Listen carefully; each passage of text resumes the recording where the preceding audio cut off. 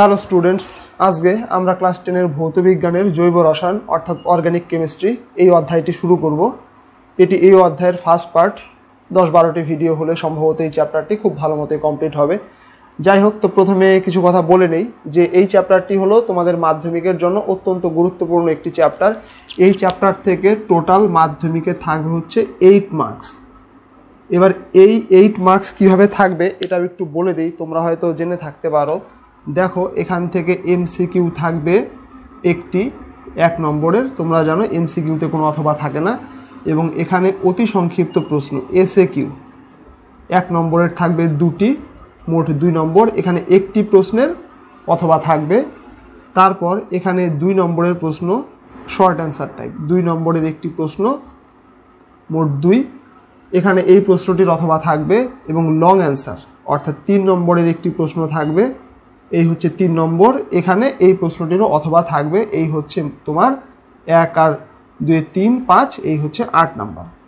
তাহলে এই হলো জৈব রসায়ন থেকে 8 নম্বর কীভাবে থাকবে। তো তোমরা যদি একটু ভালো করে এই চ্যাপ্টারটি পড়ে নাও, বুঝিয়ে একটু পড়ে নাও, তাহলে এই 8 নম্বর তোমরা পুরোটাই পেতে পারো। জৈব রসায়ন থেকে বেশ কিছু বোঝার মতো জিনিস রয়েছে, তোমাদের ভালো করে অবশ্যই এই চ্যাপ্টারটি পড়তে হবে। তো দেখো, এছাড়াও আরও একটি কথা, সেটা হলো তোমরা যখনই কোনো চ্যাপ্টার শুরু করবে, তোমরা প্রথমেই এই যে দেখো বইয়ের সামনের দিকে, তোমরা যে টেক্সট বই ফলো করো না কেন, একদম সামনে দেখবে যে বোর্ডের নির্ধারিত সিলেবাস দেওয়া রয়েছে। তোমরা যদি এটি খুব ভালো করে নিজেরা স্টাডি করে নাও, তাহলেই তোমরা বুঝতে পারবে যে এই চ্যাপ্টার থেকে তোমাদেরকে কি কি পড়তে হবে, কতটা পড়তে হবে। এটা অবশ্যই তোমাদের ফার্স্ট কাজ হলো কোনো চ্যাপ্টার শুরু করার আগেই যে এই জায়গাটা ভালো করে পড়ে নেওয়া। আমি দেখেছি যে ছাত্রদের মধ্যে প্রায় বেশিরভাগ ছাত্রই এই জায়গাটাকে নোটিস করে না বা স্টাডি করে না, এবং টিচারদের মধ্যেও অনেকেই এগুলোকে অতটা গুরুত্ব দিয়ে থাকেন না। যাই হোক, তোমরা কিন্তু অবশ্যই ভালো করে এই জায়গাটা দেখে না নিলে তোমাদের কনফিউশন থেকেই যাবে, কারণ বিভিন্ন টেক্সট বই বিভিন্ন রকম থাকে, কোথাও এটা ভালো মতো আছে, কোথাও আবার কোনোটা কম আছে। তাছাড়া কোশ্চেন ব্যাংক, টেস্ট পেপার, এগুলোতেও নানা ধরনের প্রশ্ন থাকে। কিন্তু তোমরা এই জায়গাটা যদি ভালো করে দেখে নাও, তাহলেই বুঝতে পারবে যে অতিরিক্ত কি আছে বা তোমাদের কতটুকু পড়তে হবে। যাই হোক, তোমরা ভালো করে এই জায়গাটা নিজেরা দেখে নেবে। তো দেখো, জৈব রসায়ন কেমিস্ট্রির একটি বিরাট বড় শাখা। তোমরা যখন ক্লাস 11-12-এ কেমিস্ট্রি পড়বে, তখন দেখবে যে জৈব রসায়ন হচ্ছে টোটাল কেমিস্ট্রির, সমগ্র যে কেমিস্ট্রি রয়েছে তার মোটামুটি 1/3, 1/3 বলা যেতে পারে জৈব রসায়ন। তো তোমাদের শুধুমাত্র জৈব রসায়নের প্রাথমিক ধারণা অর্থাৎ ক্লাস 11-এর সঙ্গে যোগসূত্র স্থাপন করার জন্য কিছু বেসিক ধারণা দেওয়া রয়েছে, খুব অ্যাডভান্স লেভেলে তোমাদের নেই। কিন্তু তোমরা যদি এই ক্লাস 10-এ যে জৈব রসায়ন রয়েছে এটা যদি খুব ভালো করে তোমরা বুঝে নাও যতটুকু দেওয়া রয়েছে, তাহলে অবশ্যই তোমাদের ক্লাস 11-এ একটু সুবিধা হবে। কাজেই তোমরা জৈব রসায়ন একদম হুবহু না বুঝে মুখস্থ করার চেষ্টা করবে না, ভালো করে বোঝার চেষ্টা করবে। যারা ক্লাস 11-এ সায়েন্স পড়বে তাদের জন্য তো অবশ্যই, এবং এই জৈব রসায়ন থেকে ভালো নাম্বার পেতে গেলে 8 নম্বর যে থাকে সেটা পুরোটাই পেতে গেলে তোমাদেরকে অবশ্যই বুঝে খুঁটিয়ে পড়তে হবে। তো যাই হোক, তাহলে জৈব রসায়ন কি, তোমরা নাম শুনেই বুঝতে পারছো যে জৈব অর্থাৎ জীবদেহ সংক্রান্ত কোনো ব্যাপার হয়তো এখানে আছে। হ্যাঁ, ঠিকই ভেবেছো, জৈব রসায়ন কথাটি জীবদেহ এখান থেকেই এসেছে। তো যাই হোক, তোমরা জানো আমরা মানব সভ্যতার ইতিহাস জানি যে বহু বছর, কয়েকশো বা কয়েক হাজার বছর থেকেই মানুষ উদ্ভিদ এবং প্রাণীদের থেকে নানা ধরনের পদার্থ আহরণ করে আমরা নিজেদের কাজে ব্যবহার করেই চলেছি। সে খাদ্য, পানীয় বা ওষুধ হিসাবে যেভাবেই হোক না কেন, আমরা হাজার হাজার পদার্থ উদ্ভিদ এবং প্রাণীদের থেকে সংগ্রহ করে ব্যবহার করে চলেছি। তো এই উদ্ভিদ এবং প্রাণী থেকে পাওয়া যে যৌগগুলো তাদেরকেই বলি আমরা জৈব যৌগ, সাধারণভাবে বললে তাদেরকেই বলি জৈব যৌগ। এবার এই যে জৈব যৌগগুলো যেগুলোকে আমরা বিভিন্ন জীবদেহ অর্থাৎ উদ্ভিদ এবং প্রাণী থেকে পাই, তাদেরকে নিয়ে যে পড়াশোনা, তাদেরকে নিয়ে যে স্টাডি, ওই শাখাকেই বলা হয় জৈব রসায়ন। তো দেখো, আমাদের শরীরেও অজস্র যৌগিক পদার্থ, জৈব অণু আছে। তো যেমন ধরো আমরা খাবার হিসেবে খেয়ে থাকি প্রোটিন, ফ্যাট, কার্বোহাইড্রেট, এই জাতীয় খাবারগুলো আমরা খেয়ে থাকি, তোমরা জানো এগুলো সবই জৈব যৌগ।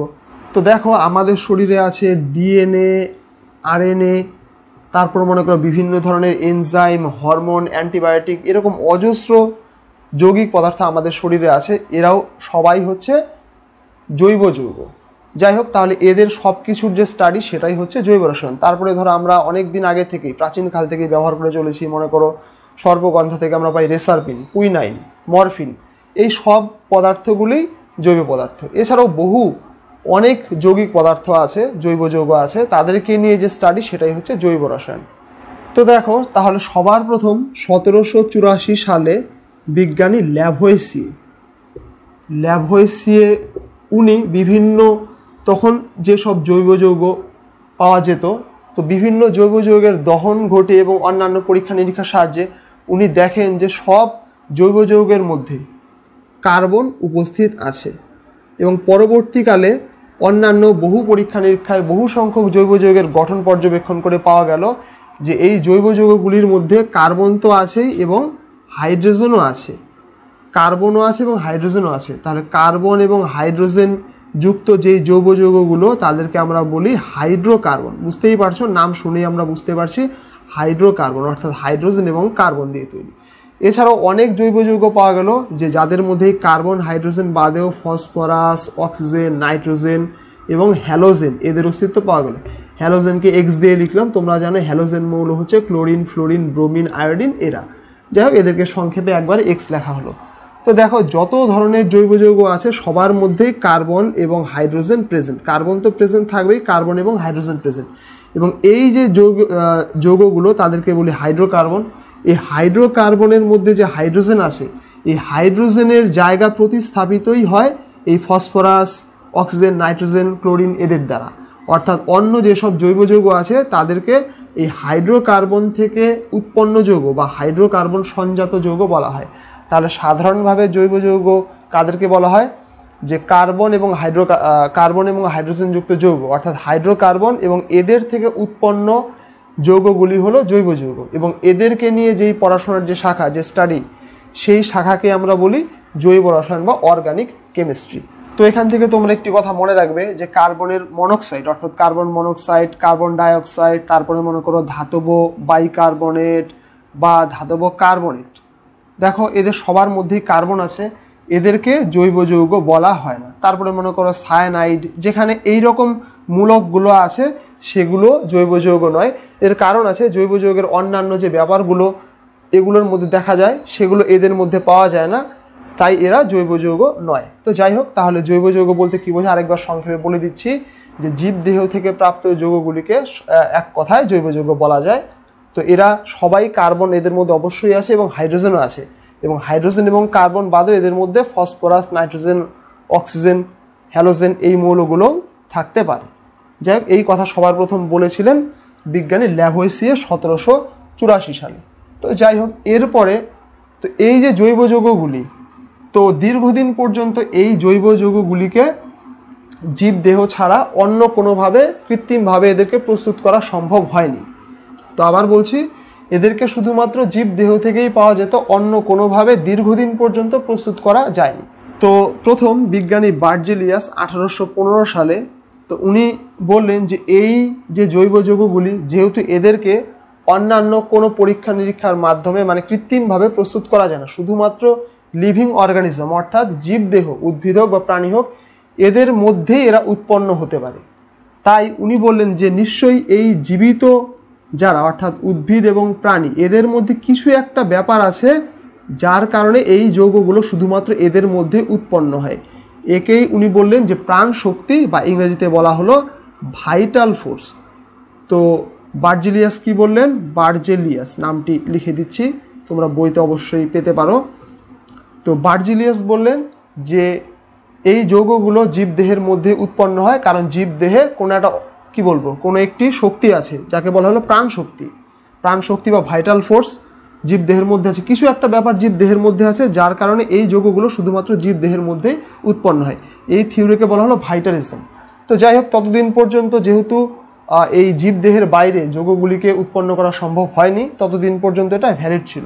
তো এরপরে জার্মান বিজ্ঞানী ভোলার 1828 সালে, ভোলার বা কোনো বইয়ে ভোলহার লেখা থাকে, ভোলার, জার্মান প্রোনাউন্সিয়েশন একটু অন্যরকম, WOHLER, এটা জার্মান লেটার। যাই হোক, তো বিজ্ঞানী ভোলহার উনি প্রথম এই ভাইটাল ফোর্স বা প্রাণ শক্তির যে তত্ত্ব ততদিন পর্যন্ত প্রচলিত ছিল এটাকে প্রথম উনি ঝটকা দেন। তো যাই হোক, তো উনি দেখেছিলেন যে তখনও পর্যন্ত প্রাপ্ত অজৈব যৌগ অ্যামোনিয়াম সায়ানেট তখন প্রাপ্ত অজৈব যৌগ অ্যামোনিয়াম সায়ানেট তাকে উত্তপ্ত করে, ধরো এই হচ্ছে অ্যামোনিয়াম সায়ানেট NH4CNO, এটাকে উত্তপ্ত করে উনি এখান থেকে ইউরিয়া প্রস্তুত করতে সক্ষম হন, CONH2 এটা ইউরিয়ার সংকেত, তোমরা পড়ে থাকতে পারো, এটা হচ্ছে ইউরিয়া। আর এটার নামটাও লিখে দিচ্ছি, এটা হচ্ছে অ্যামোনিয়াম সায়ানেট, অ্যামোনিয়াম সায়ানেট। তো এবার দেখো, তো ইউরিয়া ততদিন পর্যন্ত ইতিমধ্যেই জৈব যৌগ হিসাবে স্বীকৃত। তোমরা জানো যে স্তন্যপায়ী প্রাণীদের মূত্রে ইউরিয়া পাওয়া যায়, যকৃতে ইউরিয়া উৎপন্ন হয়। যাই হোক, তাহলে ইউরিয়া জীবদেহে উৎপন্ন হয়, তাহলে এটা জৈব যৌগ। কিন্তু এই অ্যামোনিয়াম সায়ানেট জৈব যৌগ নয়, এটি অজৈব যৌগ, অর্থাৎ এটি জীবদেহে উৎপন্ন হয় না। তাহলে দেখো এই বিজ্ঞানী ভোলার, তো উনি অ্যামোনিয়াম সায়ানেট থেকে ইউরিয়া উৎপন্ন করতে পারলেন, অর্থাৎ একটি অজৈব যৌগ থেকে একটি জৈব যৌগ উৎপন্ন করতে পারলেন। এবার দেখো, এটাকে কৃত্রিমভাবে ল্যাবরেটরিতে প্রস্তুত করা হলো। এখানে কোনো প্রাণ শক্তির, মানে এখানে কোনো প্রাণীর ভেতরে এই ঘটনাটি ঘটলো, আমরা বাইরে ঘটলাম, বাইরে ল্যাবরেটরিতে এই ঘটনাটা আমরা ঘটলাম, তাহলে এখানে কোনো প্রাণ শক্তির প্রয়োজন পড়লো না। অর্থাৎ এখান থেকেই এই প্রাণ শক্তির যে তত্ত্ব সেটি অসার হতে শুরু করলো। তবে হ্যাঁ, এই আবিষ্কারের পর বা এটি তৈরি করার পর ভোলার উনি দাবি করেননি যে প্রাণ শক্তি অসার। তো পরবর্তীকালে আরও বিজ্ঞানীদের কাজে ধীরে ধীরে এই প্রাণ শক্তির তত্ত্ব অসার হয়ে গেল। অর্থাৎ জৈব যৌগকে প্রস্তুত করার জন্য যে প্রাণের ভেতরেই, মানে জীব বা প্রাণী বা উদ্ভিদ, তার ভেতরেই জৈব যৌগ উৎপন্ন হবে, অন্য কোথাও কোনোভাবে জৈব যৌগ উৎপন্ন হতে পারবে না, এই তথ্য অসার হয়ে গেল। তো এরপরে বিজ্ঞানী কোলবে এবং বিজ্ঞানী বার্থেলো। কোলবে অ্যাসিটিক অ্যাসিড প্রস্তুত করতে সক্ষম হন। অ্যাসিটিক অ্যাসিডের সংকেত আমি লিখে দিচ্ছি, CH3COOH। এটি একটি জৈব যৌগ, তোমরা জানো। এবং বিজ্ঞানী বার্থেলো মিথেন প্রস্তুত করতে সক্ষম হন, CH4 মিথেন। তো মিথেন একটি জৈব যৌগ, ইতিমধ্যেই স্বীকৃত ছিল, এবং অ্যাসিটিক অ্যাসিডও জৈব যৌগ, ইতিমধ্যেই স্বীকৃত ছিল। তো এই মিথেন এবং অ্যাসিটিক অ্যাসিড এদেরকেও কৃত্রিমভাবে প্রস্তুত করা সম্ভব হলো। এত কিছুর পরে এই যে বার্জিলিয়াস প্রদত্ত যে প্রাণ শক্তির তত্ত্ব ছিল সেটি বাতিল হলো, অর্থাৎ জৈব যৌগকে কৃত্রিমভাবেও প্রস্তুত করা যাবে। তো এখান থেকে তোমাদের খুব গুরুত্বপূর্ণ জিনিস যে মনে রাখতে হবে যে দেখো, প্রথম অজৈব যৌগ থেকে প্রাপ্ত জৈব যৌগ কোনটি, সেটি হলো ইউরিয়া। এটি কৃত্রিমভাবে সবার প্রথম প্রস্তুত করা সম্ভব হয়েছিল। কে তৈরি করেছিল, নাম মনে রাখবে তোমরা, ভোলার অ্যামোনিয়াম সায়ানেট থেকে ইউরিয়া। তারপর কোলবে কি প্রস্তুত করেছিলেন, অ্যাসিটিক অ্যাসিড, মনে রাখবে। বার্থেলো কি প্রস্তুত করেছিলেন, মিথেন, মনে রাখবে। এগুলোও অজৈব যৌগ থেকে প্রস্তুত করা গেছিল। যাই হোক, এটা তোমরা ভালো করে মনে রাখবে। এবং প্রাণ শক্তির তত্ত্ব কে দিয়েছিলেন, প্রাণ শক্তির তত্ত্ব বলেছিলেন হচ্ছে বার্জিলিয়াস। যাই হোক, এটি তোমাদের মনে না রাখলেও চলবে, প্রাণ শক্তি। কিন্তু তোমাদের এই ভোলার, কোলবে এবং বার্থেলো এদের কথাগুলো অবশ্যই মনে রাখতে হবে। এখান থেকে পরীক্ষার জন্য তোমাদের ছোট ছোট প্রশ্ন কিন্তু আসতে পারে। যাই হোক, এটা তোমরা ভালো করে মনে রাখবে। তো এরপর আমাদের দেখতে হবে জৈব যৌগ এবং অজৈব যৌগের মধ্যে কিছু সাধারণ বিষয়ের পার্থক্য। তো দেখো, জৈব যৌগ এবং অজৈব যৌগের মধ্যে সাধারণভাবে অনেক বিষয়ে পার্থক্য আছে, কিন্তু তোমাদের এই বিষয়গুলির উপর পার্থক্যকেই ভালো মতো মনে রাখতে হবে। আগে আমরা এগুলো আলোচনা করে নিব, তারপরে আরও অন্য কয়েকটি পার্থক্যও দেখব। তো দেখো, প্রথমে হচ্ছে গলনাঙ্ক এবং স্ফুটনাঙ্কের পার্থক্য। তো দেখো, জৈব যৌগগুলি যেগুলো, তো বেশিরভাগ জৈব যৌগের গলনাঙ্ক সাধারণত কম হয় এবং স্ফুটনাঙ্ক সাধারণত কম হয়, এবং বেশিরভাগ অজৈব যৌগের গলনাঙ্ক বেশি হয় এবং স্ফুটনাঙ্কও বেশি হয়। আবার বলছি, বেশিরভাগের ক্ষেত্রে কিছু ব্যতিক্রম আছে। যেমন ধরো ন্যাপথালিন, তোমরা জানো ন্যাপথালিন একটি সমযোজী পদার্থ, জৈব যৌগ। এর গলনাঙ্ক 80 ডিগ্রি সেলসিয়াসের কাছাকাছি, গলনাঙ্ক অর্থাৎ মেল্টিং পয়েন্ট বলে দিচ্ছি, এটা হচ্ছে ন্যাপথালিনের। এবং এর স্ফুটনাঙ্ক অর্থাৎ বয়লিং পয়েন্ট মোটামুটিভাবে 217 ডিগ্রি সেলসিয়াসের কাছাকাছি। তো বুঝতেই পারছো। তারপরে মনে করো মিথানল অর্থাৎ মিথাইল অ্যালকোহল, এর চিহ্ন হচ্ছে, সংকেত হচ্ছে CH3OH। এর মনে করো এটি তরল পদার্থ, তাহলে এর তো আর গলনাঙ্ক হবে না, তরল পদার্থ বয়েল হবে, ফুটবে, তাহলে এর স্ফুটনাঙ্ক মোটামুটিভাবে 65 ডিগ্রি সেলসিয়াসের কাছাকাছি। তোমরা বুঝতেই পারছো খুবই কমের দিকে এগুলো। এবার দেখো, অজৈব যৌগের মধ্যে মনে করো NaCl অর্থাৎ সোডিয়াম ক্লোরাইড, তোমরা হয়তো পড়েছো ওই রাসায়নিক বন্ধন চ্যাপ্টারে সোডিয়াম ক্লোরাইডের গলনাঙ্ক, এটি কঠিন পদার্থের গলনাঙ্ক 800 ডিগ্রি সেলসিয়াসের মতো, এবং এর স্ফুটনাঙ্ক, এটা হচ্ছে গলনাঙ্ক মেল্টিং পয়েন্ট, এবং স্ফুটনাঙ্ক এর মোটামুটি 1400 ডিগ্রি সেলসিয়াসেরও বেশি, এটা হচ্ছে এর বয়লিং পয়েন্ট। তাহলে বুঝতেই পারছো, তোমরা মনে রাখবে জৈব যৌগগুলির সাধারণভাবে গলনাঙ্ক এবং স্ফুটনাঙ্ক কম হয়, অজৈব যৌগগুলির গলনাঙ্ক এবং স্ফুটনাঙ্ক উভয়ই বেশি হয়। তারপরে রয়েছে দ্রাব্যতা, এটি খুব গুরুত্বপূর্ণ, ভালো করে তোমরা মনে রাখবে। দেখো জৈব যৌগগুলি সাধারণভাবে জৈব দ্রাবকেই দ্রাব্য হয়, অজৈব দ্রাবকে দ্রাব্য হয় না। এটি সাধারণভাবে বললে বোঝায়, বা কোনো কোনো বইয়ে তোমরা লেখা দেখবে যে জৈব যৌগগুলি নন পোলার, অর্থাৎ নন পোলার দ্রাবকে দ্রাব্য, নন পোলার দ্রাবকে দ্রাব্য, কিন্তু পোলার দ্রাবকে দ্রাব্য নয়। পোলার বা নন পোলার বলতে কি বোঝায় এটা তোমরা ক্লাস 11-12 ভালো করে পড়বে। তবুও আমি যদি এখানে আলোচনা করতে যাই অনেকটাই সময় চলে যাবে এবং তোমাদের একটু কমপ্লেক্স মনে হতে পারে।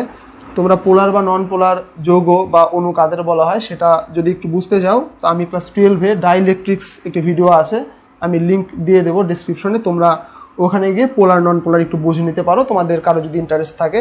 যাই হোক, তো জৈব যৌগগুলির মধ্যে বেশিরভাগ জৈব যৌগ নন পোলার দ্রাবকে দ্রাব্য, কিন্তু পোলার দ্রাবকে অদ্রাব্য, বা এটাকে বলা যেতে পারে নন পোলার দ্রাবক অর্থাৎ সমযোজী দ্রাবক বা জৈব দ্রাবকে দ্রাব্য, কিন্তু অজৈব দ্রাবকে অদ্রাব্য। আর অজৈব যৌগগুলি বেশিরভাগ ক্ষেত্রে পোলার দ্রাবকে দ্রাব্য হয়, অর্থাৎ পোলার দ্রাবক মনে করো জল, তাহলে জলে দ্রাব্য হয় বেশিরভাগ অজৈব যৌগ, তবে কিছু কিছু জলে দ্রাব্য হয় না, এবং কিছু কিছু অজৈব যৌগ আছে যারা কোনো দ্রাবকেই কোনোভাবেই দ্রবীভূত হয় না। তবে এখানে ব্যতিক্রম আছে, যেমন ধরো অ্যালকোহল, এই যে অ্যালকোহল, বিভিন্ন ধরনের অ্যালকোহল আছে, আমরা পরে পড়ব।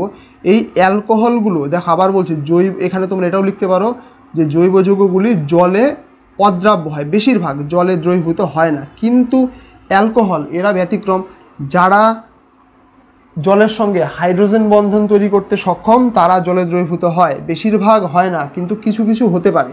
আবার এরকমও কিছু কিছু জৈব যৌগ আছে যারা জৈব দ্রাবকেই দ্রবীভূত হয় না, কিন্তু অজৈব দ্রাবকে অর্থাৎ জলে ভালোভাবে দ্রবীভূত হয়। তো এই কথাটা যে জৈব যৌগ জলে দ্রবীভূত হয় না, এটি অতি সরলীকরণ হয়ে যাবে। তাহলে আমরা বলবো যে বেশিরভাগ জৈব যৌগ জলে দ্রবীভূত হয় না, কিন্তু অ্যালকোহল বা এদের মতো কিছু যৌগ হাইড্রোজেন বন্ধনের কারণে জলে দ্রবীভূত হয়। অন্যদিকে অজৈব যৌগগুলি বেশিরভাগ ক্ষেত্রে পোলার দ্রাবকে বা জলে দ্রবীভূত হয়, এবং জৈব দ্রাবকে সাধারণভাবে দ্রবীভূত হয় না। যাই হোক, তোমাদের এত কিছু লেখার দরকার নেই, তোমরা কি লিখবে আরেকবার আমি বলে দিচ্ছি, যে সাধারণভাবে বেশিরভাগ জৈব যৌগ জলে অদ্রাব্য, কিন্তু জৈব দ্রাবকে দ্রাব্য, এবং অজৈব যৌগগুলি জলে দ্রাব্য, জৈব দ্রাবকে অদ্রাব্য। তোমরা চাইলে পোলার নন পোলার লিখতে পারো, যে কোনো কোনো টেক্সট বই এরকম লেখা থাকতে পারে, তোমরা খুব সাধারণভাবে লিখবে, ব্যতিক্রমটা তোমরা মনে রাখার চেষ্টা করবে। তারপরে তড়িৎ পরিবাহিতা, জৈব যৌগগুলির সমযোজী, তাই এদেরকে যদি গলিত অবস্থায় বা জলে দ্রবীভূত অবস্থায় না হয় এরা তড়িৎ পরিবহন করে না। কিন্তু ব্যতিক্রম কিছু আছে, কিছু কিছু যৌগ আছে যাদেরকে জলে দ্রবীভূত অবস্থায় নিলে তারা সামান্য পরিমাণ তড়িৎ পরিবহন করে। তো আমরা সাধারণভাবে কি লিখব, যে জৈব যৌগগুলি গলিত বা জলে দ্রবীভূত অবস্থায় তড়িৎ পরিবহন করে না। অন্যদিকে অজৈব যৌগগুলির মধ্যে যারা আয়নীয়, অর্থাৎ মনে করো NaCl, বা ধরো যে কোনো ধাতুর লবণ, কপার সালফেট বা NaCl, KCl যাই হোক না কেন, তাহলে অজৈব যৌগগুলির মধ্যে যেগুলি আয়নীয় যৌগ সেগুলি গলিত বা জলে দ্রবীভূত অবস্থায় তড়িৎ পরিবহন করে, কিন্তু অজৈব যৌগগুলির মধ্যে যেগুলি সমযোজী যৌগ সেগুলি জলে দ্রবীভূত অবস্থায় বা গলিত অবস্থায় তড়িৎ পরিবহন করে না, এটা তোমরা মনে রাখবে। যাই হোক, তাহলে এই পার্থক্যগুলোর উপরেই তোমাদের পরীক্ষায় প্রশ্ন আসতে পারে। এছাড়াও তোমরা আরও সাধারণ কিছু পার্থক্য লিখতেই পারো, যেমন ধরো আমরা যদি উপাদানের কথা বলি, তাহলে জৈব যৌগে কার্বন থাকতেই হবে, কার্বন এবং হাইড্রোজেন থাকবেই, কিন্তু অজৈব যৌগে কার্বন থাকতেও পারে নাও পারে, কার্বন ছাড়াও অজৈব যৌগ হতেই পারে। তারপরে মনে করো আমি যদি সংখ্যার কথা বলি, এই জৈব যৌগের সংখ্যা অনেক বেশি, জৈব যৌগের সংখ্যা এখনও পর্যন্ত 20 লক্ষেরও বেশি জৈব যৌগের অস্তিত্ব আমরা জানতে পেরেছি, 20 লক্ষেরও বেশি। কিন্তু অজৈব যৌগের সংখ্যা জৈব যৌগের তুলনায় অনেক কম, মোটামুটিভাবে এখনও পর্যন্ত আমরা মোটামুটি 1 লক্ষের মতো অজৈব যৌগকে শনাক্ত করতে পেরেছি। এছাড়াও ধরো আরও বেশ কিছু পার্থক্য আছে, যেমন ধরো এই জৈব যৌগগুলি বেশিরভাগ সময় দাহ্য হয়, অর্থাৎ এদের দহন হয়, এরা সহজ দাহ্য। কিন্তু অজৈব যৌগগুলির বেশিরভাগ দাহ্য নয়, কিছু কিছু আছে দাহ্য। তাছাড়া ধরো জৈব যৌগগুলির অনেকেই উদ্বায়ী, অর্থাৎ উবে যায়, খুব তাড়াতাড়ি বাষ্পীভূত হয়ে যায়। এদের বেশিরভাগই অনুদ্বায়ী, তোমরা এগুলোও লিখতে পারো। এই জৈব যৌগগুলির মধ্যে সমাবয়বতা দেখা যায়, আমরা পরে পড়ব। সমাবয়বতা বলতে বোঝায় একই আণবিক সংকেত কিন্তু গঠন আলাদা, ফলে ভিন্ন যৌগ। আর অজৈব যৌগগুলির মধ্যে সমাবয়বতা প্রায় দেখা যায় না বললেই চলে। যাই হোক, তোমরা এই পার্থক্যগুলিকে আগে লিখে তারপরে ওই অন্যান্য যে পার্থক্য সেগুলো চাইলে লিখতে পারো। তো এই তিনটি যদি তোমরা পড়ো, এই তিনটি যদি লিখে দাও তাহলেও কোনো প্রবলেম নেই। এর আগে সম্ভবত 2018-তে হয়তো মাধ্যমিকের প্রশ্ন এসেছিল যে জৈব এবং অজৈব যৌগের মধ্যে পার্থক্য লেখো, তিনটি পার্থক্য লেখো। তাহলে এই তিনটি তোমাদের আগে লিখতে হবে। যাই হোক, এই তিনটি না লিখে অন্যগুলো লিখলেও হতো, কিন্তু তোমাদের এই তিনটিকেই কেন প্রায়োরিটি দিতে হবে? কারণ এই তিনটির উপরে তোমাদের ছোট প্রশ্ন আসতে পারে। ধরো এরকম প্রশ্ন হলো যে গলনাঙ্ক এবং স্ফুটনাঙ্কর ভিত্তিতে জৈব যৌগ এবং অজৈব যৌগের মধ্যে পার্থক্য করো বা পার্থক্য কী। যাই হোক, তোমরা এগুলি ভালো করে পড়বে। তো এখান থেকে কেমন ধরনের প্রশ্ন হতে পারে সেটা তো আমি দিয়েই দেবো, তোমরা পিডিএফ করে নিতে পারো। আর পাসওয়ার্ড আমি ভিডিওতে অলরেডি দিয়ে দিয়েছি, তোমরা দেখে নেবে। তো এই ভিডিওতে, এই প্রথম ভিডিও এটা, যেহেতু এটা প্রাথমিক পরিচিতি আর কি জৈব রসায়ন সম্বন্ধে, তাই এই ভিডিওকে এখানে আর লম্বা করব না। এই ভিডিও এই পর্যন্তই। এর পরের ভিডিওতে আমরা জৈব রসায়নের অন্যান্য বিষয়গুলি আলোচনা করব। যাই হোক, তোমরা যুক্ত থাকো, এর পরের ভিডিওতে বিস্তারিত আলোচনা করব।